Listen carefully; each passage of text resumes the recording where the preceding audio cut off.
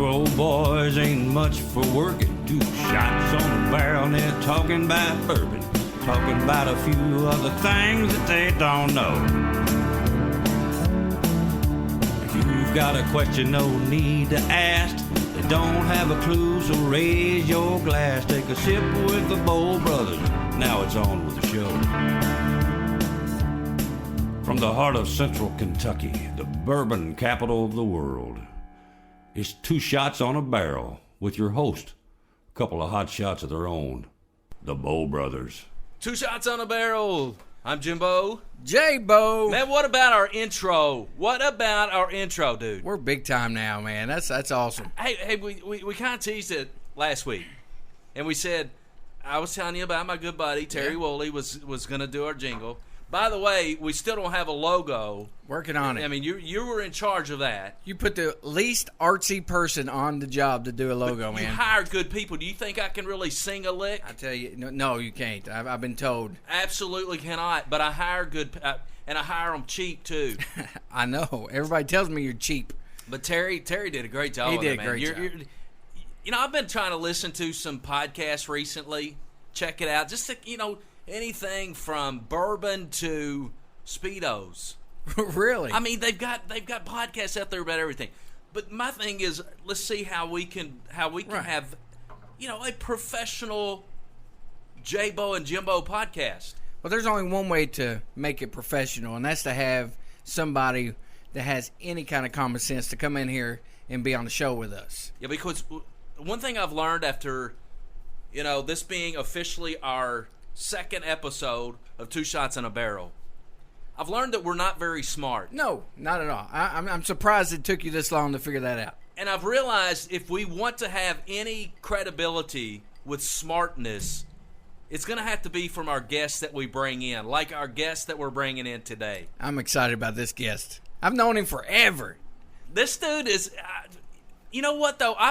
Let's just go ahead and say. All right. Chad Little Beano Spalding. There he is. What's up, big boy? What's up, man? Yeah, that was a great intro. Hey, listen, but I got to tell you this. Little Beano and I have worked together for years. Beano's he's a sports guy. He likes to get into games for free, so he does some sports announcing. He's I'm not quite as cheap as you, though. That's true. Hey, that's true. But you got that. You know how you've been described, Beano, with your radio style. Do you really have you heard this? No. I'm kind of worried about what's going to come out of here. Yeah, this is awesome. So I was told, it said Beano's got sort of that ghetto style of sportscasting. I have heard you say that. I was wondering if you were going to put some, come out with some, NFG or something like that, because there's a bit of that in there as well. But really, where I was going with this conversation, we've worked together many, many times over the years. And, dude, I almost feel in all of you today. So, and the reason I feel like I'm in a celebrity, J-Bo. You are with the celebrity. He's not you. I'm talking about Beano. Oh, you're talking about Beano. Gotcha. I mean, this dude, I feel... So here's the deal. I was listening to another... I was listening to a podcast. So this week I'm listening to a podcast about bourbon. Mm-hmm. And this dude, which I know Beano will probably bring up throughout the day in this episode. We'll probably talk about it. But... I was listening to a podcast, and Little Beano, officially he's known in the bourbon industry as Chad Spalding, right, did a cameo appearance in this podcast. Nice. We were in the midst of royalty today. I'm just excited he's here.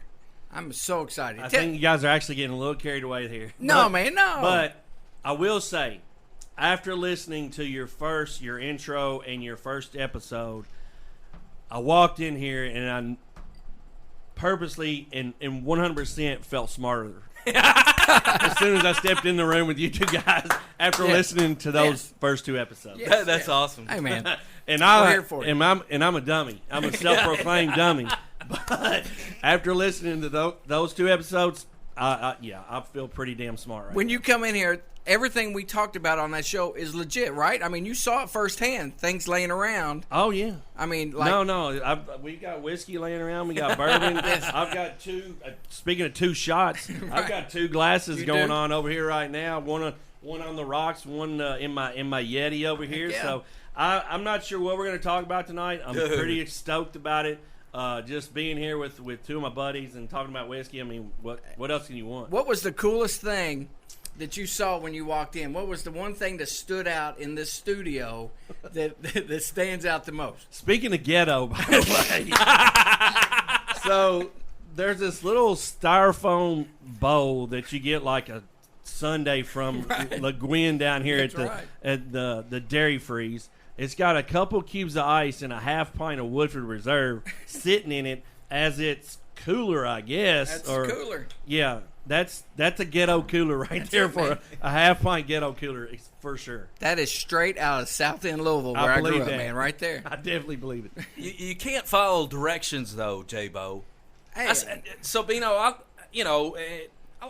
like to have my bourbon typically chilled. If I'm not going to have it on ice or as I guess they call it on the rocks, right? Yeah.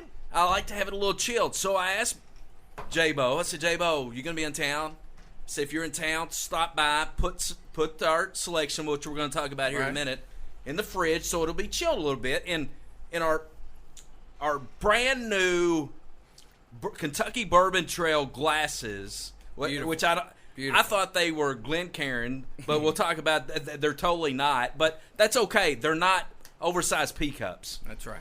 Which is a good thing. Well, see, the thing is, I wasn't in town, so I had to make all this happen in like 10 minutes. So, I mean, I did the best I could, pulled the south end out, and made do with what we had. The south end. Hey, man, we don't have a refrigerator in this building that's over 2 foot tall, and it works every once in a while. Oh, good gosh. So that was the best I could do, and it tastes pretty good. All right, so without further ado, we talked about our guest today. Yes. And listen, he's a self-proclaimed dummy. You're the one that's going overboard, Chad Spalding. Because listen here, dude, I've talked to people.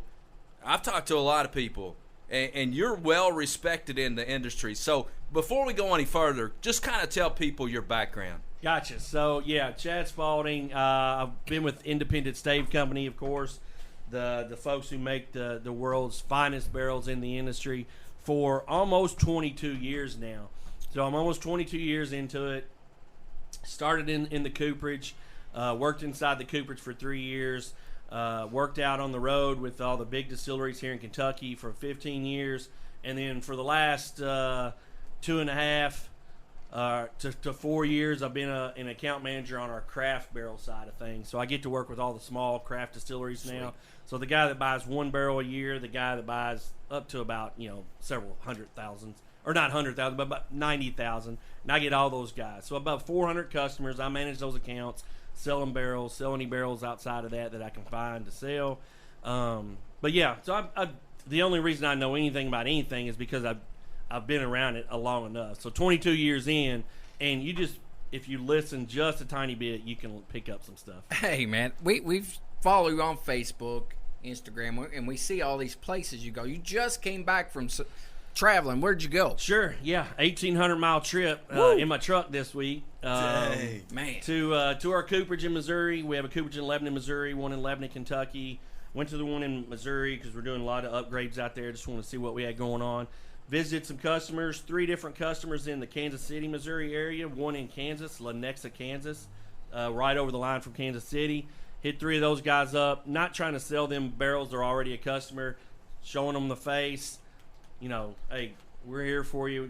We got through this COVID stuff. We're still making barrels. We love you, all that good stuff. Drove from there up to Cedar Rapids, Iowa. It's way up in Iowa. That's cool. Where they don't make a lot of bourbon up there. The customer we have, Cedar, that's called Cedar Ridge Distillery and Winery, one of only a handful of whiskey makers in Iowa. And then the far northwest corner of Illinois, I went from Iowa to Illinois, went up there, a distillery called Bourbon Brothers. 2 of the coolest dudes you'll ever meet up there at Bourbon Brothers. 2 brothers. Just killing it up there for about the last 10 years in the craft world. And then, so that was a huge loop that I made to hit 5 customers. But that's the kind of service in the, FaceTime that we like to give at Independent Stave. Is I don't care how big or how small you are, we're going to put somebody in front of you to let you know that we give a shit. Now, when speaking of giving a shit, when you walk into some of these places, do they go, oh, hell, there's there's Mr. Spalding. Did they straighten up and walk? Absolutely Man, I not. can't see anybody calling him Mr. If Spalding. I walked in and didn't have an ISC shirt on, they were like, "What are you here for? You want a tour or what? Gotcha. What's your deal?" So I don't see them and know them that well, because I only see them, once every other year or so to get around. I have 400 customers, so I can't see them all in 1 year or even 2 years almost. So, and I've not even been to some of them. So eventually, we'll get out there in front of them. But no, I mean, the craft guys are really different. So the corporate world with the big distilleries like Jim Beam and Woodford and Makers, it's very, very corporate. What I do is T-shirt, jeans, and boots, and walk in there and talk to the guys who own it, the guys who make it, they sell it. It's not corporate world, and which means it's a perfect world for me. Oh yeah, because I'm well below a corporate world. That's awesome. I think you had the perfect fit for that position, man. Yeah, I mean it's worked really well. I know, I appreciate the opportunity that Brad Boswell, the owner of Independent Stave, gives to me and lets me do that.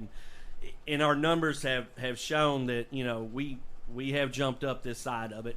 Probably not because of me, but not in spite of me. I haven't ran anybody off yet, right. So that side of the business has grown by like 4.5 times in the last 4 years, and it's just there's so many of them popping up. I probably get 3 or 4 emails a week from brand new customers that we've not ever sold to, that are just getting started, or they're wanting to build a distillery, just want to make sure there's supply out there.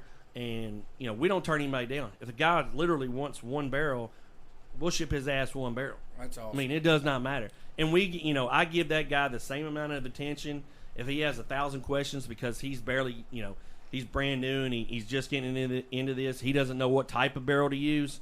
We coach him through the entire process. And so they appreciate that at the end of the day, for sure. That's killer. So, man, he's been in this 22 years.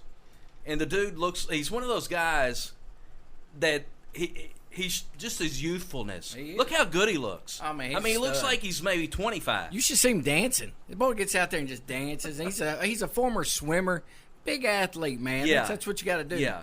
You cannot look at me and tell that I was a former swimmer, though, that's for sure. Because most swimmers aren't 5'8", 230 pounds. Hey, you still got it, though, man. You can I jump could in the probably swim, but maybe from here to that building right across the road before I get tired. That's awesome.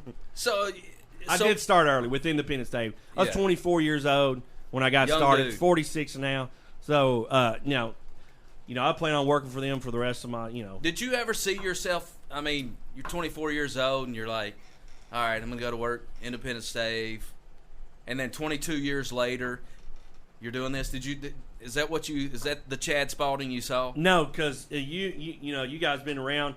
How many times did we go to high school at Marion County High School and drive by that place and say, "Whew, I hope I never have to work there." They look like they work their butts off, and oh yeah, it's dusty and it's hot, and I was like, never once thought I'd get into you've done that stuff. I have. I mean, early in your career, you did that, didn't you? Yeah, 3 years in the Coopers. Yeah. So it is hot, dusty. The second or third day I was there, I was in there banging around with this hoop driver and this hammer, and I hit my thumb like really hard, like it was twice the size it was supposed to be. So the second or third day in there, I did question that move and say, what in the hell have I got myself into? Yeah. But I stuck it out, stuck in there. They noticed, what was going on with, the effort I was putting into it, and how enthused I was about how cool barrel making was, and that I really enjoyed the finished product for sure. That's always helpful to want to love what comes out of the barrel at the end of the day. And I'm a huge bourbon fan, whiskey fan, love all of it, love some more than others. I don't dislike any of it, because I always get that question, what's your favorite? I really like them all. I just love some a little better than others. So I'm sorry, J-Bo, but I'm curious about this. Yeah. So Independent Stave, I mean, make the best barrel in the world, right? For bourbon. That's what I've been told. I mean, is it? It just seems kind of surreal right here in Central Kentucky. I mean, we a critical. Can you have whiskey without a barrel? Absolutely not. No, in this facility right here in Lebanon, Kentucky, in the heart of bourbon country, that I work for makes more barrels than anybody in the world. It's crazy. Wow. In this little place out here, Right. you know, it's not small by any means, but right here in Lebanon, Kentucky, right in the center of it. I mean, just think about all the dang bourbon. And behind J-Bo right now, he's got some Maker's Mark over there, Basil. We're drinking Woodford Reserve today. That is our bourbon of choice today on the in a fancy little snifter. Yes, I might yes. say. Yeah, snifter. No Dixie cup Snifter. But it's crazy that most of the freaking bourbons that you go and you buy or you're at a restaurant you get, they started out in an ISC barrel.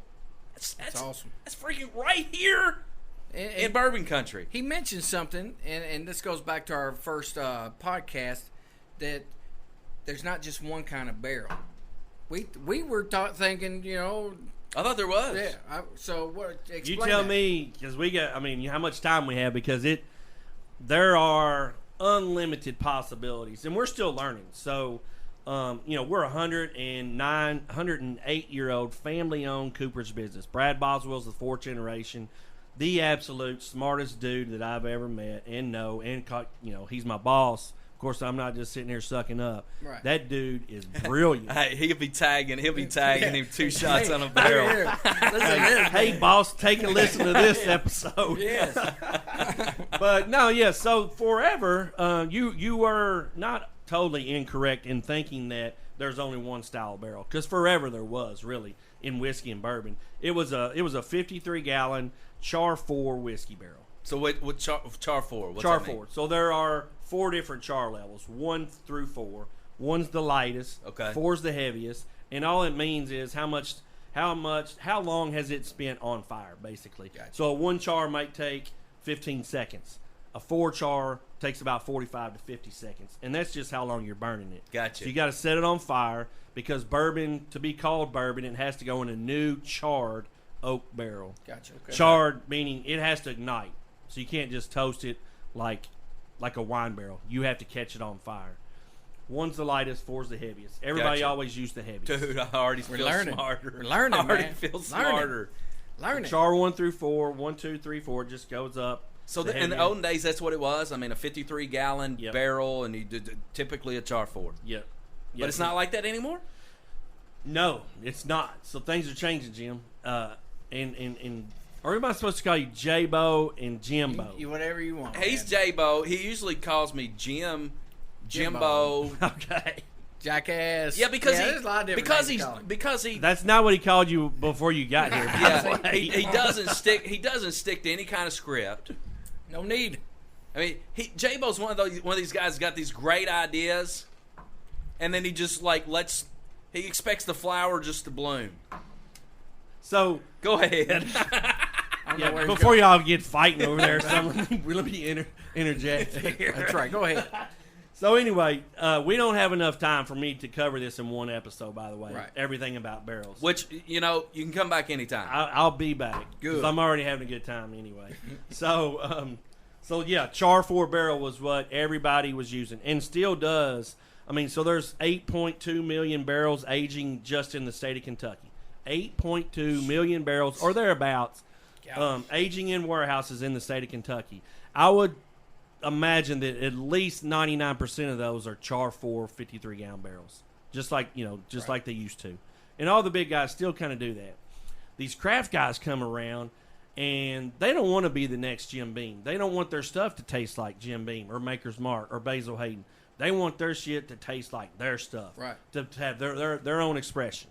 So they don't want to put it in a char 4 barrel. They're like, what can you do for us? Here's, so we have to, dream up these options on what can we do as a barrel maker to make their stuff taste different. And it's really easy. It's not that hard, because winemakers are that particular too. They all want their barrels to be a little bit different, because they have, wine. How many thousands of different Right. wines are there out there? Lots and lots. So they all want different barrels. They all want their own little twist on it. So these craft guys come around to the spirits in the bourbon industry and making whiskey and bourbon, and they're the same way.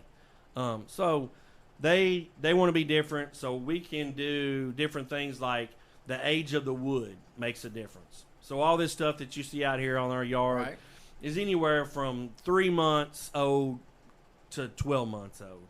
And so we can offer different ages of wood, and that makes a difference because, I mean, if you get into the science of it, while that stuff's stacked out there on our yard, it's not just sitting there just to look prettier because we need somewhere to stack it.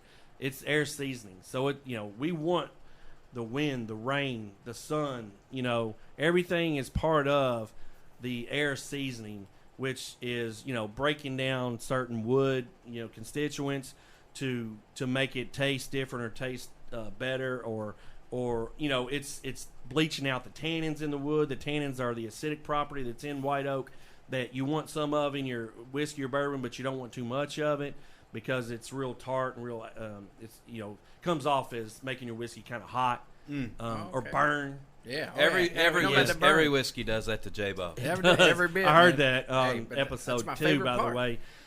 So to feel the burn is a sensation that some people correlate with whiskey or bourbon that makes them like it. That's my favorite part. Yeah, and I'm kind of the opposite. I want it to taste good and feel good in my mouth. Yeah. So the mouthfeel, the sensation of the burn, the taste is all you can track it back to what type of barrel it came out of for sure. So wood age is part of that. The way we toast it and or chart is part of that.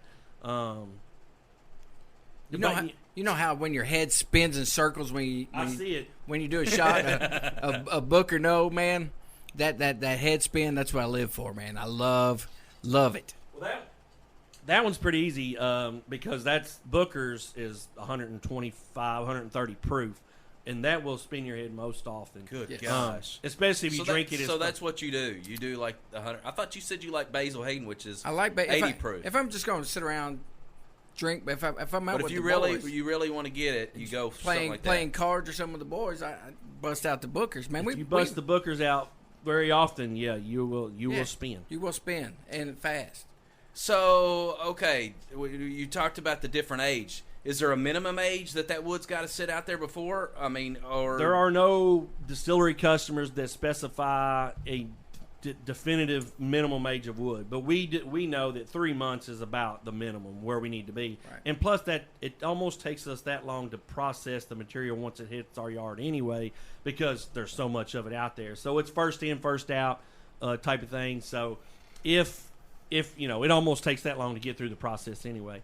After it sits outside, there's still another 2 months or so of the drying that we have to do to it. So it's when it comes on our yard, it's 65% moisture content. A lot of water left in that wood.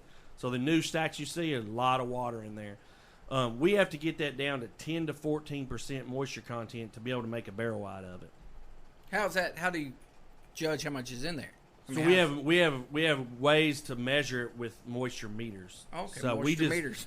You would be probably a good moisture meter reader. Hey, I'll take that job, man. You got guys out there that's their job. They work out on the yard. They're continually monitoring those stacks. Those dudes work hard out there, man. Oh my God! And by the way, let me cheers to all independent state employees. Yeah, cheers. Because I like to brag on those guys because I've got the easy job. I get to come out and sell barrels and talk to people and drink whiskey. And I really have the fun job, the greatest job in the world, maybe.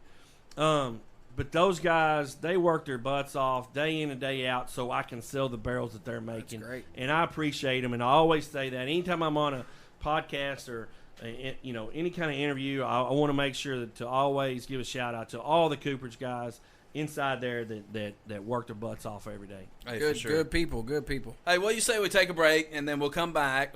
I'm enjoying this, man.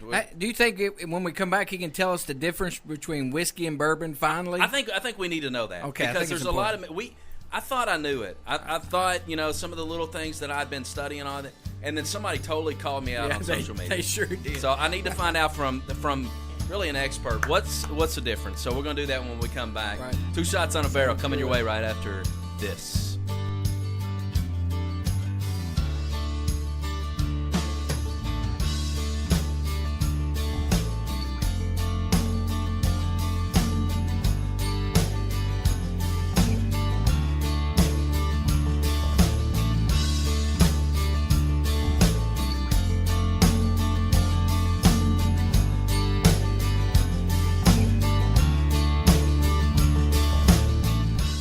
Hey guys, this is J-Bo. Check us out on iTunes, Spotify, and Facebook at Two Shots on a Barrel fan page.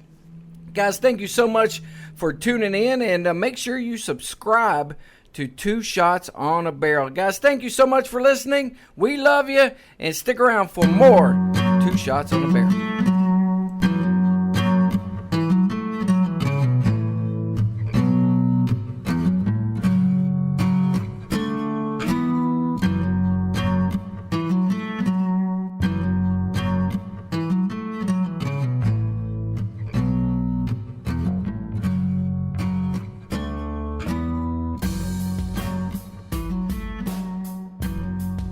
Two Shots on a Barrel. Jimbo, J-Bo hanging out with a true expert, Chad Spalding with ISC Independent Stave Company. Learning all kinds of things today. And the other thing, J-Bo, I want you to do, since you did such a horrible job last time, I'm going to give you a second chance. I can't do it on this bottle. I'm going to give you a second chance to tell everybody what we're drinking today. This is Woodford Reserve, and it's pretty good. I don't drink this often. Good. But listen. All right, tell me. Please don't tell me to read the details on the label, because this label's like little bitty baby words, and you know. Right, can you at least tell the people where it's made? Where it's Woodford Reserve. It's hard to say. Yeah, it is. With a name no, like I can't see. You know where it is. With a name like Woodford Reserve, though, that sounds like a fantastic. Oh, it's a good bourbon. So it's a Brown Forman product out of Versailles, Kentucky. Really? Would never have guessed that. I honestly wouldn't have guessed that. No, Woodford, it's been a brand. I'm not sure how long the brand's been out. Probably 10 or 12 years. I think early on they were fooling some people. They were putting some juice in that barrel or in that bottle that wasn't made at that specific distillery, which is that's a whole nother show. Animal. Does it happen a lot? Well, yeah, way more than you think. Okay. And it's nothing against the rules to do that. There's plenty of good bourbons or whiskeys in bottles that if you read the fine print, it'll lead you to believe that it was made by that specific person, but they have to tell the truth on there. So you can find in the very, very small print where it was actually made. Yeah, that one was made in Versailles. They're into their own stuff now, so everything that's in a Woodford bottle now would have been made at that distillery in Versailles. All right, so one of the things that J-Bo and I got, and you know, Chad, you know us, we're not very smart especially when it comes to bourbon. No. And we're still learning. We want to learn, and we want to learn about a lot of different things that are really truly authentic to Kentucky. So one of the things we talked about last week is really understanding that, getting that good foundation of what is bourbon. What's the difference between bourbon and whiskey? Right. We had people tell us or tell me that you can't add anything to a bourbon because it makes it a whiskey. So what were you talking about? You were actually talking about, like, were you talking about once you got it in your little snifter? No. Oh, okay. You're actually talking about in the process. Yeah, in the process, like if they add peach to it, it's no longer considered a bourbon. Right. So there are differences in whiskeys and bourbons, and then like those flavored whiskey stuff. So a lot of times, like those flavored ones, say a peach Jim Beam or a peach Evan Williams, it'll say bourbon flavored with peach. So it was made just like a normal, like bourbon's supposed to be. It was aged like bourbon was supposed to be. And then they add the flavoring after the fact.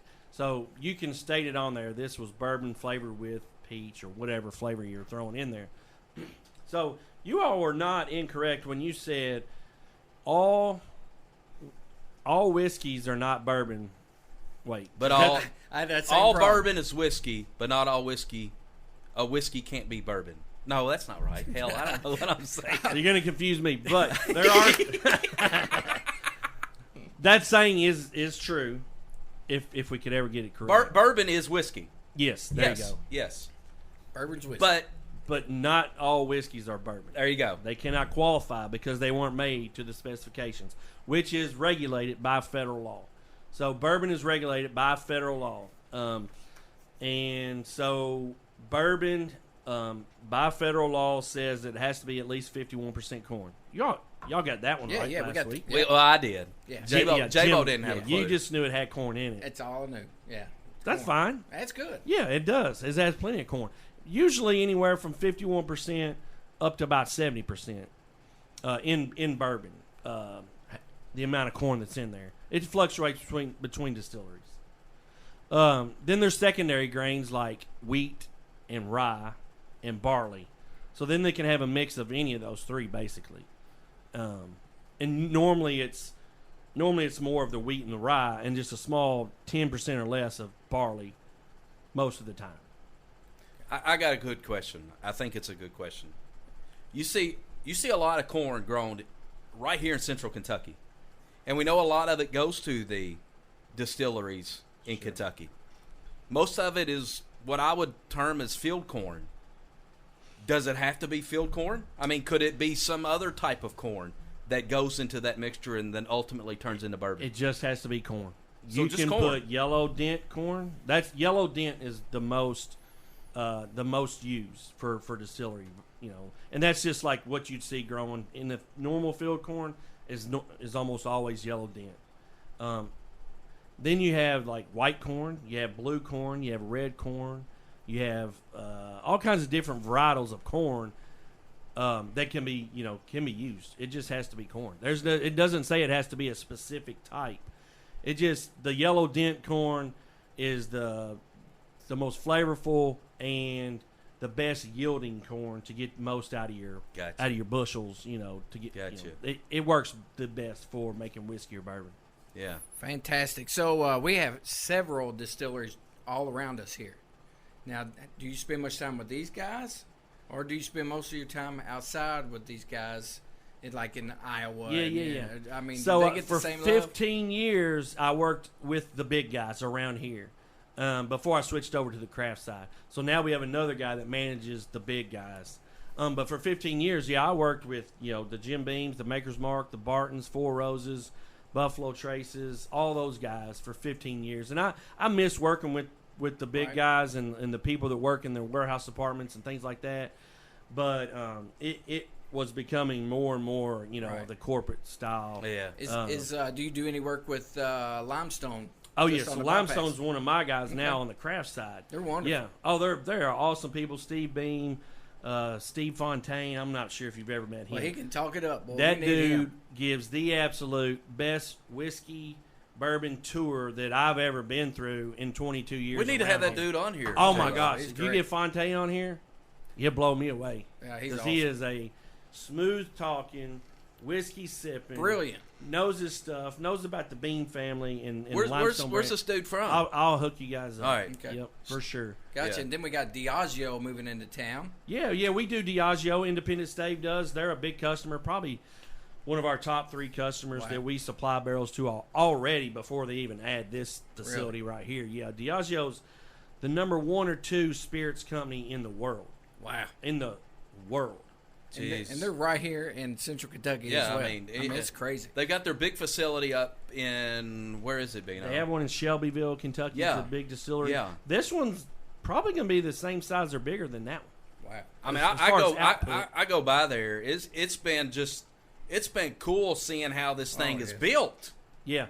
They've dropped those tanks in there. They got about 30 tanks sitting there. Some of those are cooking tanks. Some of them are fermenting the tanks. tanks went in and they built the building around these it. tanks. Yeah. Tanks were first thing in. Yeah. So it looks like they left the hoe for the steel itself, because normally when they bring those column steels in that they're going to put in, they crane it in from the top side of that. So they'll drop it into the building rather than, put it in there. That's awesome. It would be cool sometime we go out. We set up our podcast out there we on can do it. Diageo's property. We can do it, man. they'd be like, what are you? We'll just say Lobino sent us. Yeah. No, don't do that. My name's Bennett and I ain't in it right there. That's fun. We'd get kicked out of there so fast. Yeah, it would that's be a fact. fun though. So one of the cool things to do here when you're in Lebanon, Kentucky, is to go on a tour at your place, where you work. Is that still a thing? So since this COVID thing, we've not been having tours,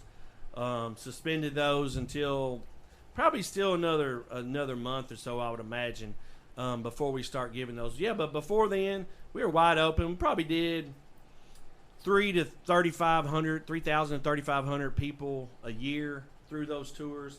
It's Monday through Friday, 3 tours a day. one at 9 a.m., 10:30 a.m., and one at 1 o'clock in the afternoon. So you can go online, independentstavecompany.com or iscbarrels.com. You can always find the tour section there and get updates on when they're going to start those back, because still right now we're trying to protect our employees up there. One of the ways to do that is not let visitors come in. Right. So, we just can't do it right now. You guys didn't stop. We never let up through this whole COVID thing. Straight through. Yeah. Our company did an amazing job of protecting our employees and putting in, standards and protocols and cleaning, extra cleaning and extra cleaning and extra cleaning to make sure that we were all safe and all of our employees were safe. And the numbers that we had, come out with have shown that. That's awesome, man. And that being family owned, man, they understand their biggest asset is the people that work in our cooperages, in our mills. So and they know that. And being family owned makes a difference. And I see it every year. The way you all go above and beyond for company picnics, you all take big time care of your people, and it's awesome. They do, and you're a big part of that. Circus, man. It's a circus out there. It's awesome. Hey, for some of those folks, that's all they get sometimes. Is that's kind of like their vacation. It is a vacation, and if we can just provide that for one day and see the smiles on their face and of their kids, that's what it's all about. They have a ball. So we're the Bow Brothers. We like bourbon. You're the craft bourbon guy. All right, so let's just say that this podcast thing really does well. We become lucrative and rubbing arms with the elites in the bourbon industry. Good luck. Let's just say we want to start our own Bow Brothers bourbon. How does a guy? I mean, you talked about you've got clients that 1 barrel a year or 2 barrels a year. I mean, who is this typical guy out there? What is the description of this guy? That's a good question. I mean, is this guy like just a? You're actually smarter than you think, maybe, because it's a great question. It's very open ended because the people who start these distilleries can be anybody. Like I met a guy 2 weeks ago that we've been selling barrels to. I finally met the owner.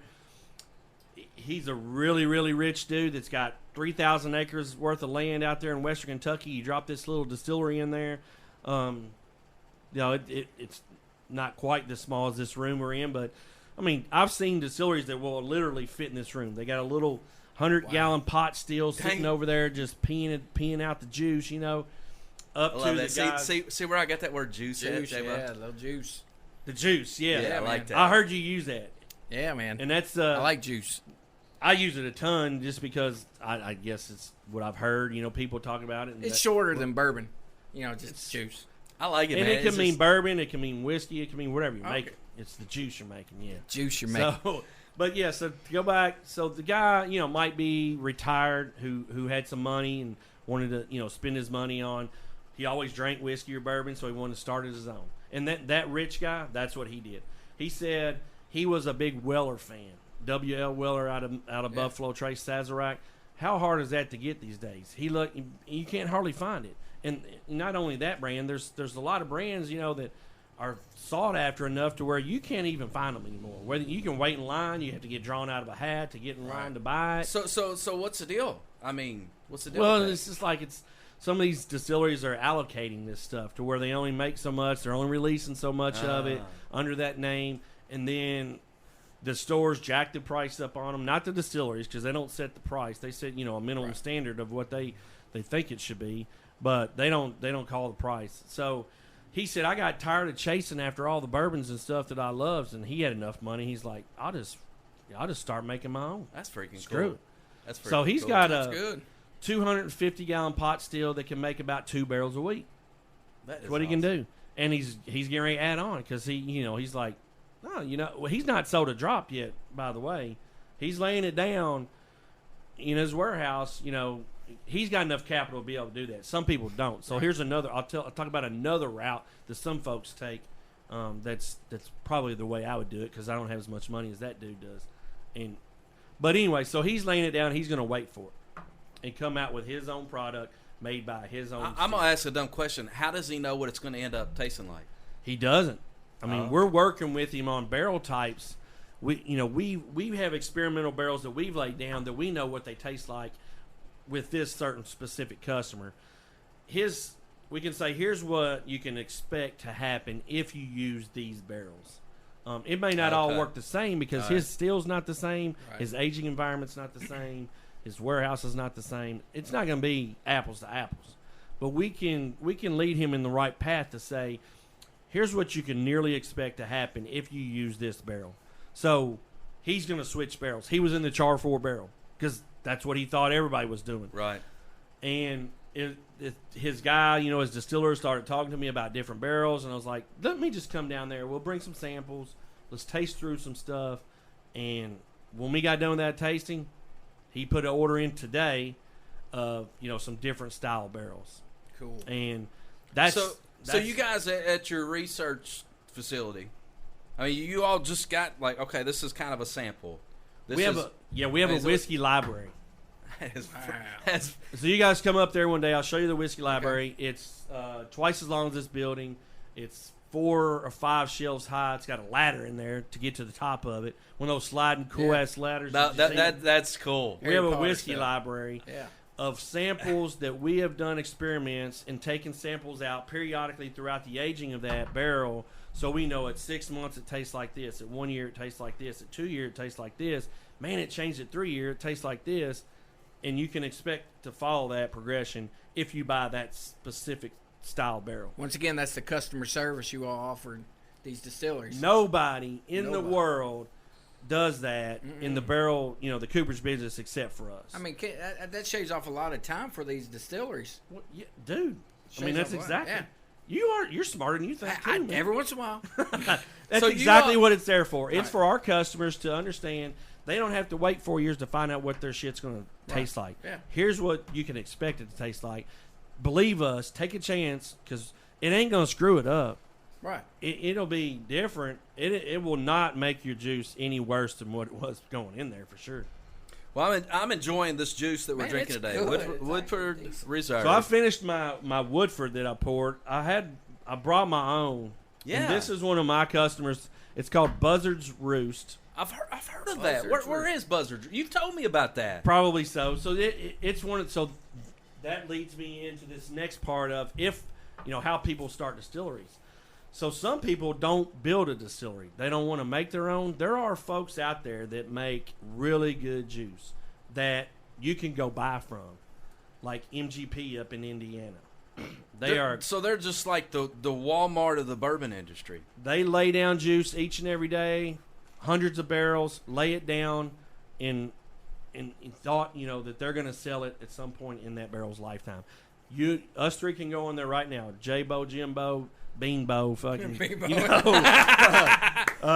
So you're telling me that the easiest way for the Bow Brothers to have a bourbon is go to one of these people? Absolutely. Because the capital investment involved in building your own distillery is minimum. That little guy I was talking about, he said, I'm $1 million in right now. Wow. So that's that bare minimum. That's never going to happen for us, J-Bo. Right. Hey, so if you don't have that kind of capital, here's what you should do. You should go to one of these contract distillers and you can buy barrels from them. So you can buy, say, a 2-year-old barrel of bourbon or rye whiskey for anywhere in the $1,500 to $2,000 range right now. That's us, man. That's more like it. So out of a barrel, typically you get 200 to 250 bottles, 750s out of a barrel that's anywhere from 2 to 4 years old. Okay, so to piggyback on that question, I pick out this barrel, and this is the one I want. The Bow Brothers bourbon is now created. Is anybody else going to have that formula? There are others who may have that same exact barrel, but here's what you can do. You can buy a finishing barrel from Independent Stave. You can dump that juice whenever you think it's ready at 2 years. You can let it go 3, 4. You can dump it in a finishing barrel that we have and change it by 1,000%. Really? That's what Buzzard Roost has done. Really? So they've bought contract whiskey. I probably shouldn't say where they bought it from because there's plenty of contract guys out there. I don't know if they talk about where they get it from. They bought juice, and then they finished it and worked with us on. They even had their own Buzzard's Roost Toast profile. We developed for them their own barrel. Nobody else can buy that barrel. Wow. Except for them. And no other cooperage offers that, by the way, that a customer can come in and have their own toast profile. They can't. Nobody else does that. That's killer. I'm seeing that as our future. Well, I'm thinking $2,000 for a barrel. I'm thinking about just for my house. You know, I mean, I'm saving some money. So there are some rules and regulations behind. I mean, we're just talking. I mean, you have to have like a bonded. Yeah, we're just warehouse. doing a worldwide podcast. Yeah. We're just three friends talking about. I mean, DSP. Who needs regulations? You probably have to have a DSP number, and the TTB's not probably going to let you store that barrel at your house because it's not a bonded warehouse. There are a few rules. I mean, do we have to really tell anybody? I mean, MGP or wherever you buy from is probably going to need to know where it's going. That's a lot of bourbon. They could get themselves in trouble to sell it. You know, but I mean, that's a good price. It's not bad when you think about it. Yeah. I mean, there are all these distilleries have that kind of single barrel or private select program. It costs you more to do it because then you have to find somebody to bottle it for you, and you have to buy labels, and you have to buy bottles, and then you have to ship it to the distributor because you can't just take it out of wherever it's from. It's a 3-tier system here in Kentucky, so it has to go to a distributor and then back to you. So you sell it to. Yeah, it's a lot. Hey, that ain't as easy as it sounded just now. Let me tell you. But hey, I really liked it. I did a few minutes ago. Therefore, a minute you had 2,000 cash. You thought you were ready to go. Yeah, it's not that simple. I was like, you hooked us up with this thing, man. Come on, we can do this, Jim. Never mind. All right, 2 shots on the barrel. We're going to be back with our third and final. What do you call it? Segment. Good job, That's Jay. it, That's man. pretty Come good on, for you. segment. It's going to be coming your way. You're listening to 2 Shots on a Barrel. I'm Jimbo. I'm J-Bo.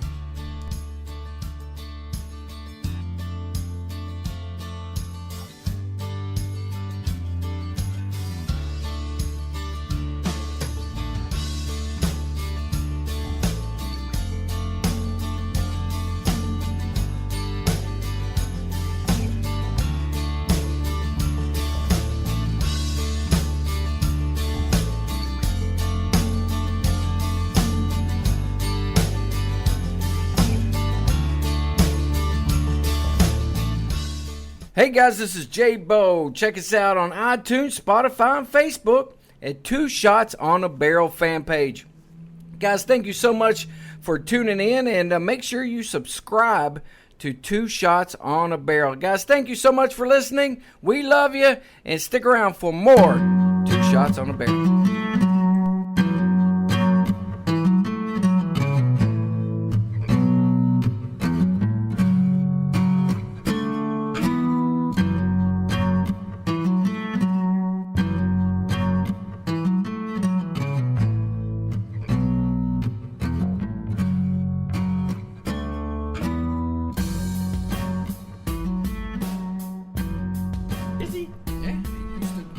Talk amongst yourself. We're all just friends talking about bourbon. Up, That's man? good stuff. 2 Shots on a Barrel. I'm Jimbo, along with J-Bo and Chad Spalding from ISC, Independent State. Coming next episode on 2 Shots in the Barrel, we got the HR guy of Maker's Mark. How cool is that? Michael May will be on 2 Shots on a Barrel. We'll talk to him about specifically Maker's Mark. He's going to be bringing in some 46, which will be pretty cool. It's smooth. I've not, believe it or not, have not ever had Maker's Mark 46. You'll like it. Really? So, yeah, never. So, Michael will be in next episode, and we'll be talking to the HR guy. So, we go from the world-renowned Chad Spalding to the HR guy at Maker's Mark, Michael May, on next 2 Shots on a Barrel. And he is the worst fantasy football player ever. Yeah, terrible. Ever. We all know you're making that shit up. He's like a freaking champ. I mean, he is. I used to think, like, what in the hell did he do? He's got a beautiful wife. Beautiful. He's got 2 kids. And I used to think, dude, you need to take care of your wife. Yeah. No, he's in like 7 fantasy football leagues. Yeah. Winning every one of them. Yeah. Yes. Exactly. I'm in one and I'm struggling to keep my head above water. That'll be a great interview. Michael's a good dude. Yeah. I've known Michael for a long time myself. Actually, Michael worked for ISC for a bit too before he went to Makers. So he'll be able to tell both sides. I won't steal his thunder on the Makers 46. He can work, talk to you through that process.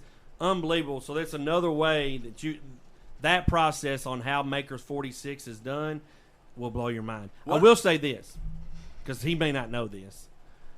Makers 46, the 46 on it came from the French oak inserts that they used to make Makers 46.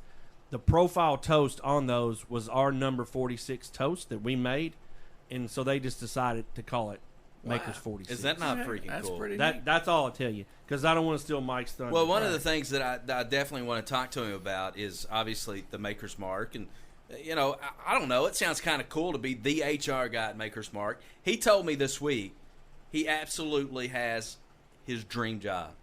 He absolutely loves it. But I want to talk to you about a work buddy of yours.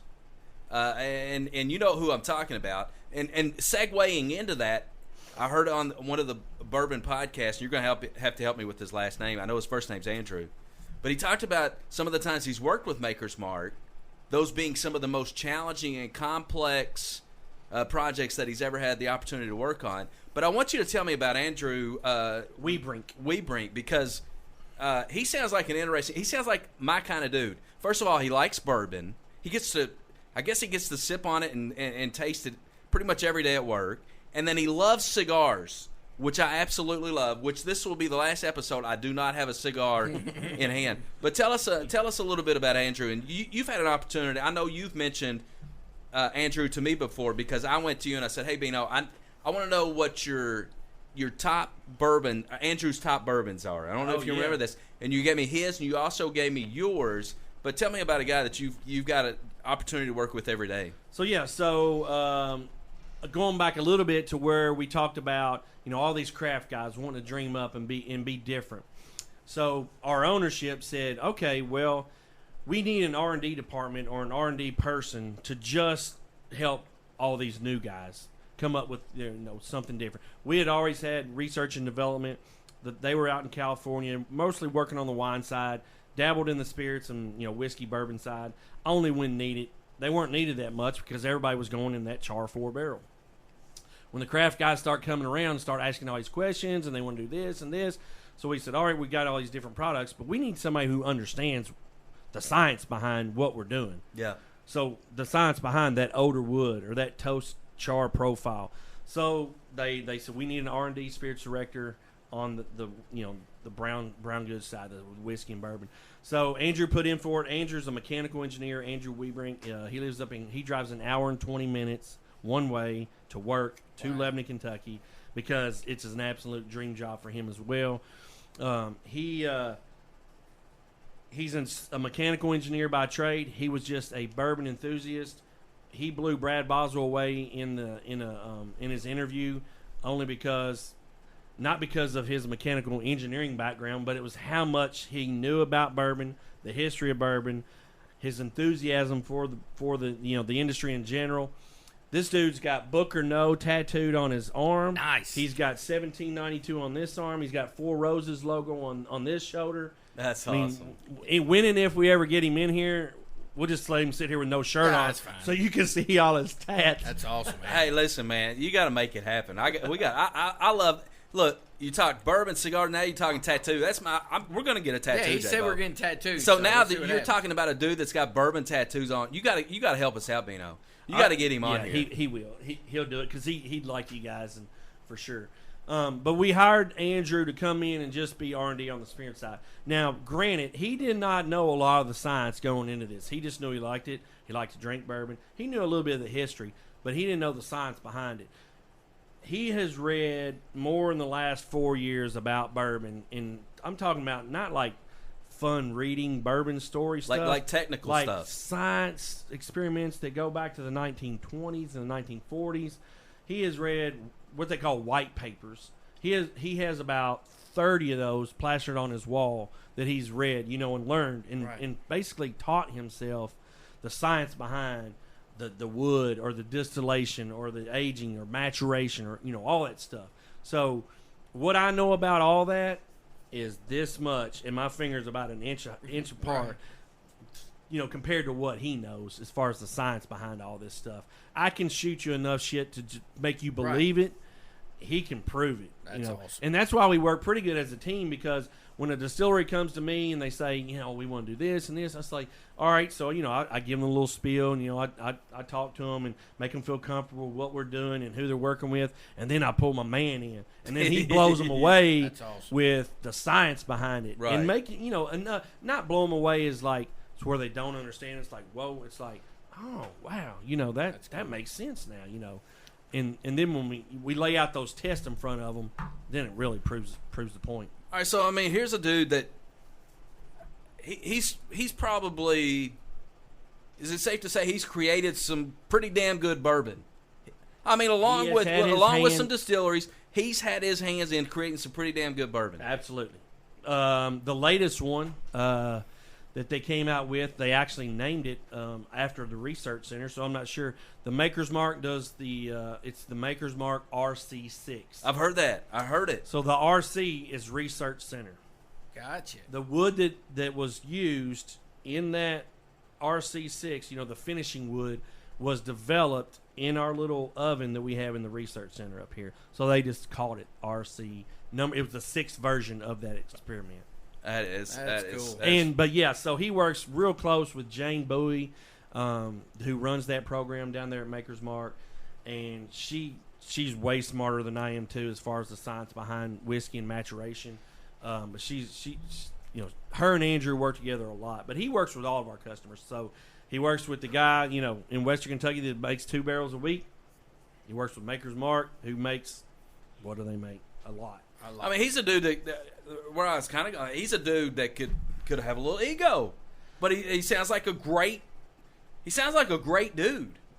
He has somewhat of an ego. He's you a single man. That, though, don't you? He's in his early 30s. He's still single. He has all those tats. He smokes cigars. He drinks whiskey, and he makes barrels. That has his name on it almost. So yeah, He's got. His chest pumps out when he walks around. That's awesome. That's awesome. Hey man, but he is grounded. He's down to earth. I will have to work with him in that office each and every day. If he comes in here, we don't want to have to smack him around. Yeah, man. He's not that kind of dude. He's always welcome here.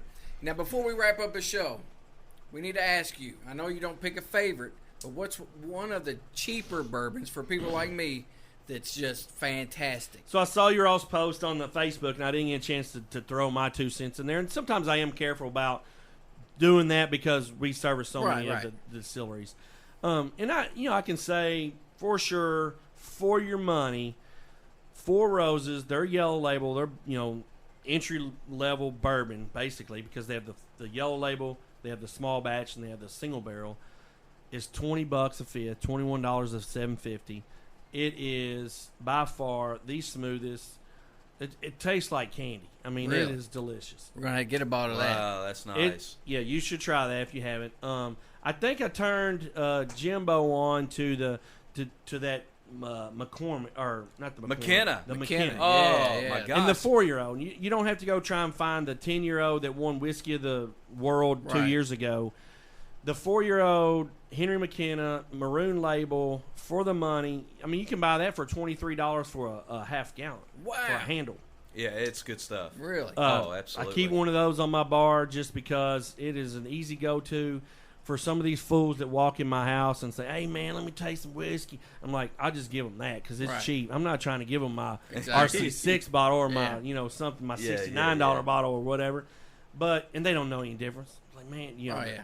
Yeah. So, but I have a rotating, dude, here's the thing right now you should really go out when you're buying whiskey is buy the single barrels or the store picks, because they've had a chance to go through and taste 10 of the best that distillery has to offer. So you can find like a Knob Creek store pick or a Four Roses single barrel store pick. All right, you got to help me out. You're talking. What's the store pick means that they said, "Oh, I want this bar." What is store pick? So it would be like if Little Four Liquors down here he went to, so I'll just use Four Roses for instance, and said, hey, I want to buy a single barrel. And he can do that as a liquor store. And he goes in, and so when he says he wants to do that, they'll bring out about 10 barrels. And they'll let him taste through the 10 barrels. He picks out which one he likes. They bottle that barrel just for him and says, it'll say bottled for Little Four Liquors, He can do that. He can do that. I had no idea. There are Did you stores. know that, J-Bo? I do, because they do that at Maker's Mark. I had no idea. You can do that at Maker's Mark. You can do, like stores can do that. Like Kroger does it. There are certain Krogers who have liquor stores in them. So when they say single barrel, that's whiskey that came out of one barrel. Just one. What about small batch? That one's a little more wishy-washy. There is not a definition for small batch. Okay. It could be 2 barrels. It could be, because small batch for Maker's Mark or Jim Beam or whoever, smaller than what their normal dump is. So if they normally dump 800 and they dump 200, is it small batch? Gotcha. Or if a guy dumps 2 barrels and his biggest one is 10 barrels, is 5 barrels a small batch? There's not a definition for small batch. People put that on there because, you think that and you think that. Yeah. It's like, if it's small batch, it must be better. Sell it. Yeah, I'll pay a little more for a smaller batch of bourbon. I'd be careful with that. Gotcha. All right, I've got, you got to come back because, dude, my head is spinning right now with all of these questions. Like here's the one that I'm thinking about. I'm a cigar guy. You know that, Bino. Yep. And even though I may have a certain cigar that's supposed to be, generally speaking, the same leaves and the cigar is supposed to be the same. No cigar is the same, however. So I was thinking about that this week. I was like, okay, if I've got a bottle of Maker's Mark, how do I know that bottle of Maker's Mark that's sitting beside J-Bo is the same as the bottle of Maker's Mark that's sitting in Little Four Liquors? I guess the answer is it's probably technically not, is it? You don't. No, it's never the same. So their batches are pretty good size, for the big distilleries. All their batches, when they dump one, is a lot of barrels combined. So their processes are in place to be consistent as they can. But at the end of the day, every single barrel that we make is different. Right.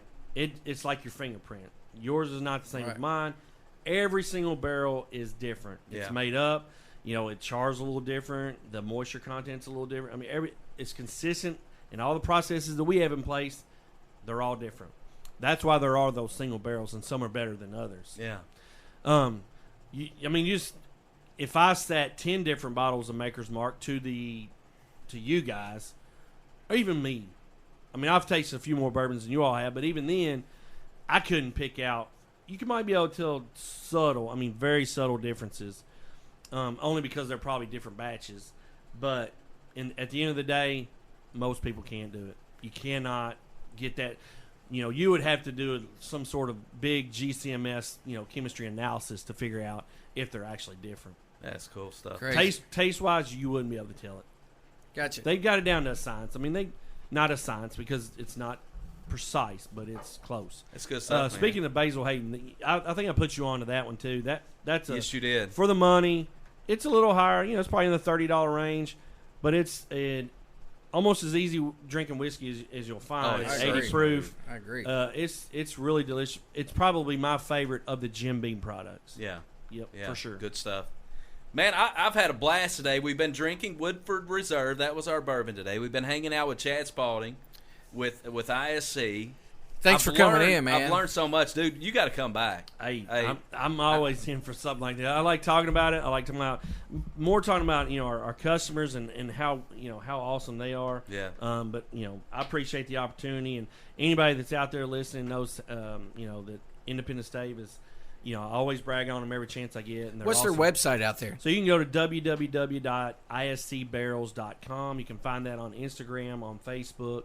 IndependentStaveCompany.com is kind of the website that tells you what we're more than just a barrel maker. So that's a whole other deal. We own all kinds of other stuff that we do. But yeah, iscbarrels.com will get you where you need to go.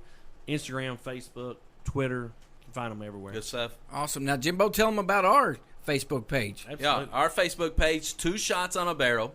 It's a group. You can go out there. You can keep along or follow along, download all of our podcasts. We're out there nearly everywhere now. iTunes, Yes. Spotify. You've been that's one thing you have been working hard on. Trying, I'm very, man, very proud trying. of you Good for job, doing that. Chad. I just can't Yeah. figure out Instagram, man. It's like That one's a Well, little tough. I'm not an Tougher, Instagram man. guy, Snapchat, have all to that. get my daughter in on this one, man. But we are out there, and Yeah. and we're gonna do this. We're learning. I mean, that's the whole idea of this. That's why we bring in smart guys like Chad Spalding. Next episode, Michael May, again, who's the HR guy with Maker's Mark, will be joining us Awesome. on 2 Shots on a Barrel. So we get to learn all kinds of things from that. And who knows, man? But we talk about bourbon, cigars, all things that are authentically. Say that. I can't do that. Don't ask me to say it. Authentically. Authentic. Yeah. Yeah. It's Kentucky I'm stuff. going to bet $100 neither one of you can spell that. No. Yeah, but we're going to talk about it's not happening. just really cool things, Kentucky. Yeah. And so that's what we do on 2 Shots on a Barrel. We're going to have a lot of fun, and for sure. Did you guys hit 500 followers this week? It's all kind Dude, of we're getting Daggone close. near. We're getting close. Daggone near. awesome. Heck yeah, man. That's a pretty Yeah. good first week, I would I, imagine. I, take would- it. I think so. We were shooting for 10, but if we get 500, man, we're gonna be rocking. That's going to do it for this episode of 2 Shots on the Barrel. For 2 Shots on the Barrel, I'm Jimbo. I'm J-Bo. Hey, thanks, guys, for letting me in. Hey, he's the man, Chad Spalding. See you next time. Thank you.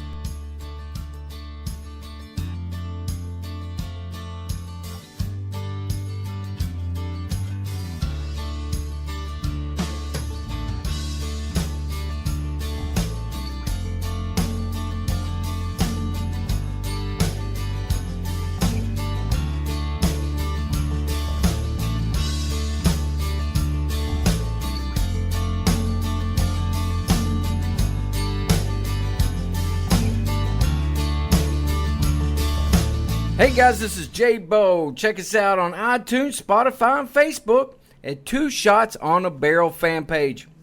Guys, thank you so much for tuning in, and make sure you subscribe to 2 Shots on a Barrel. Guys, thank you so much for listening. We love you, and stick around for more 2 Shots on a Barrel.